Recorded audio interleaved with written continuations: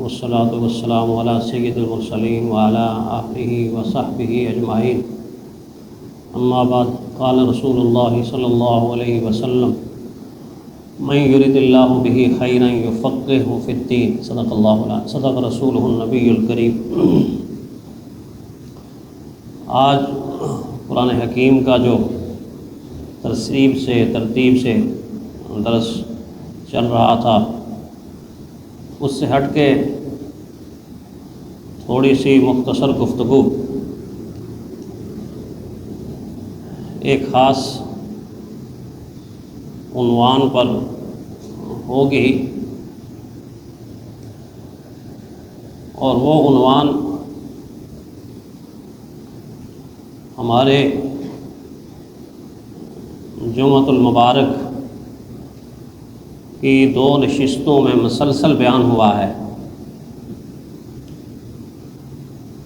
اور اس وقت اس عنوان کے بیان کرنے کی اور اس کی طرف لوگوں کو توجہ دلانے کی، باخبر کرنے کی ضرورت اس لیے محسوس ہوئی کہ فی زمانہ نہ صرف یہ کہ لوگ علم کی دولت سے محروم ہوتے جا رہے ہیں، بلکہ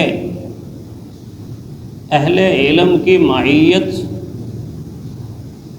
اور ان کے ساتھ دینی تعلق سے بھی لوگ بے پرواہ ہو رہے ہیں، دور ہو رہے ہیں، بلکہ بعض جگہ تو ایسا دیکھنے میں آیا ہے کہ یہاں نفرت کا پہلو اجاگر ہو رہا۔ یہ بہت خطرناک رویہ ہے، المناک رویہ ہے، انتہائی نقصان دہ رویہ ہے، افسوسناک رویہ ہے،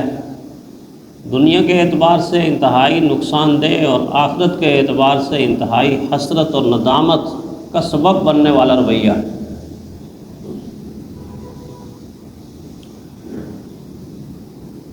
اس لیے کہ علم کی ایک مومن کی روحانی زندگی کے لیے اتنی ہی ضرورت ہے جتنی پیاسے کو پانی کی ضرورت ہے۔ علم کی مومن کو اس کو روحانی طور پر زندہ رہنے کے لیے اتنی ہی ضرورت ہے کہ جتنے شدت کی بھوک میں مبتلا ایک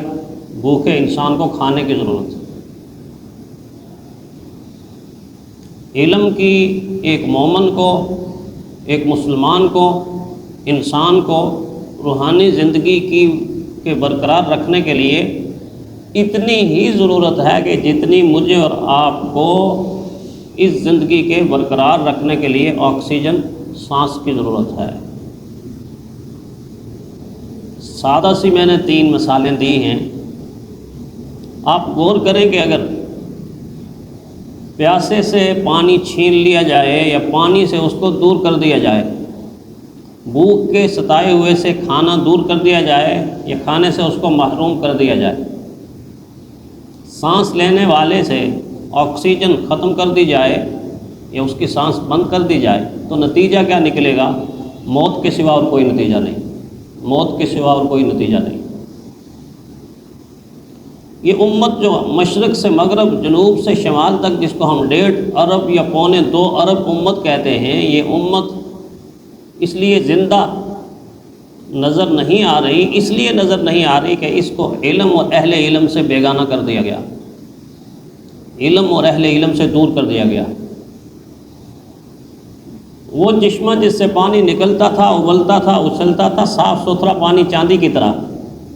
جو ہزاروں لاکھوں کی تعداد میں پیاسوں کی پیاس بجھاتا تھا، اس چشمے سے ہٹا کے کسی اور طرف لگا دیا گیا، اور یہ اس مچھلی کی طرح تڑپتے رہیں گے جس کو سمندر یا دریا سے نکال کے کنارے پر ڈال دیا جائے گا، وہ تڑپتی رہے گی، تڑپتی رہے گی، تڑپتی رہے گی، اینڈ کیا ہو گیا کہ مر جائے گی، موت آ جائے گی اس سے۔ چونکہ سمندر، دریا، پانی الگ کر دیا گیا، اس کی زندگی ہی پانی میں ہے، مومن کی زندگی ہے ہی علم میں ہے، علم کے بغیر تو زندگی ہے ہی نہیں ہے۔ علم سیکھو کچھ تمہیں انسان بننا ہے اگر، دہر میں ذی مرتبہ ذی شان بننا ہے اگر۔ علم کے بغیر کوئی مرتبہ مل جائے، کوئی مقام مل جائے، کوئی ترقی مل جائے، کوئی عروج مل جائے، کوئی بلندی مل جائے، کوئی منصب مل جائے، ایسا نہیں ہو سکتا۔ ترقی، عروج، منزل یہ اس وقت ملی کہ جب مومن علم کے ساتھ ایسے وابستہ تھا اور اہل علم کے ساتھ ایسے وابستہ تھا۔ اس کو پتہ تھا کہ میری ترقیوں کا راز اس چیز کے اندر ہے، اس چیز کے اندر ہے۔ اقبال نے اس لیے کہا توسیو راضی و سینہ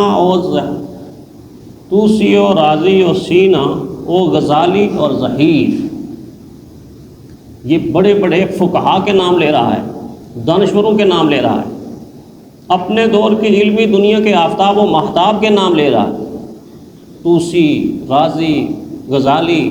ابن سینا، توسی و راضی و سینہ او غزالی و ظہیر، وہ دلکش مرکہ پھر دکھا سکتا ہوں میں۔ کہتا ہے کہ یہ ساری کے سارے جتنے عالم گزرے ہیں نا، ان کے علم کا عرق نکال کے، نچوڑ نکال کے، پھولوں کا ایک گلدستہ بنا کے میں تمہیں یہاں دکھا سکتا ہوں۔ وہ دلکش مرکہ پھر دکھا سکتا ہوں میں، آئیں اڑ اڑ کر پرندے مصر و شام و روم سے، شمع ایک عالم میں ایسی جلا سکتا ہوں میں، شمع ایک عالم میں ایسی جلا سکتا ہوں میں۔ اور شمع عالم میں اس نے جلائی، لیکن ہم نے اس کو جلتا ہوا دیکھ کر بھی سبق نہیں لیا۔ کہاں سے یہ شمع جلائی؟ یہ شمع جلی ہے علامہ انور شاہ کشمیری رحمۃ اللہ علیہ کے قدموں سے۔ جب وہ ہندوستان چھوڑ کے، اس وقت تو خیر پاکستان بنا ہی نہیں تھا، لاہور آتے تھے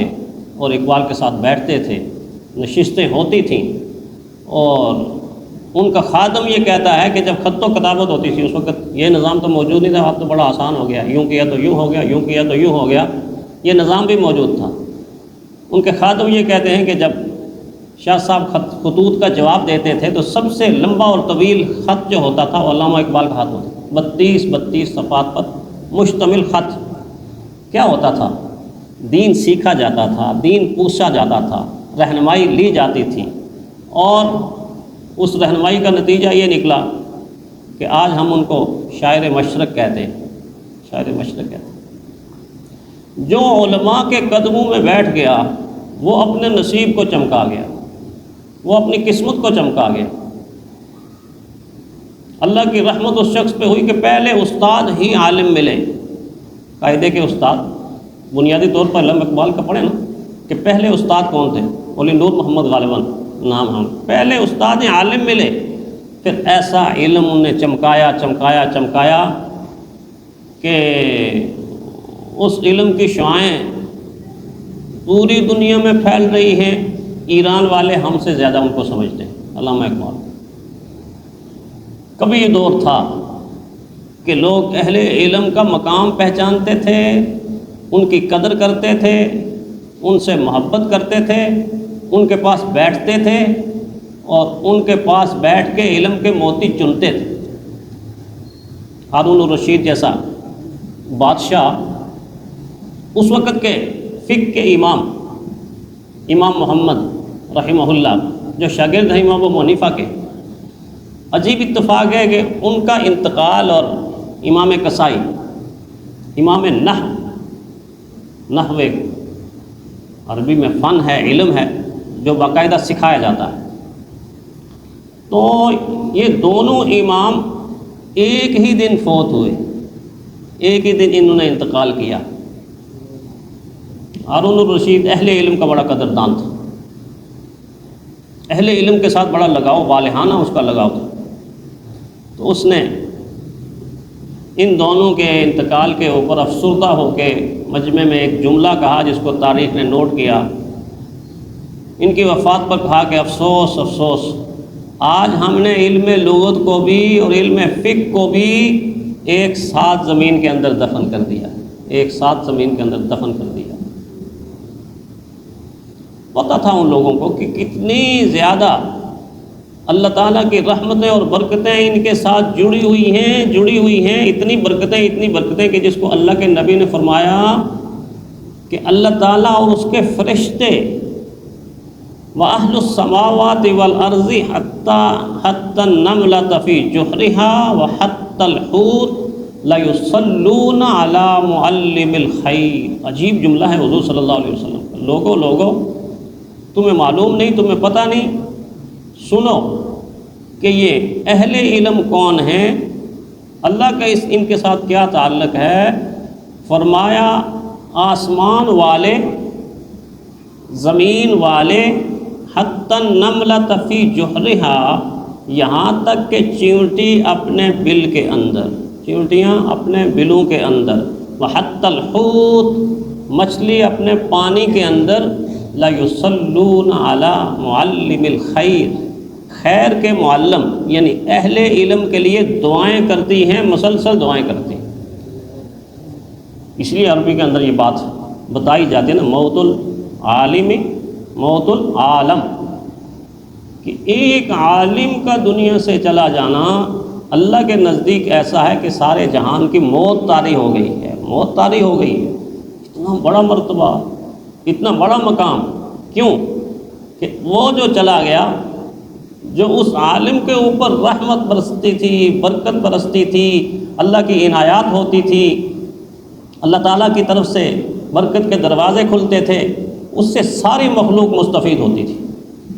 حشرات بھی، نباتات بھی، حیوانات بھی، ساری کی ساری مخلوق اس برکت سے مستفید ہوتی تھی۔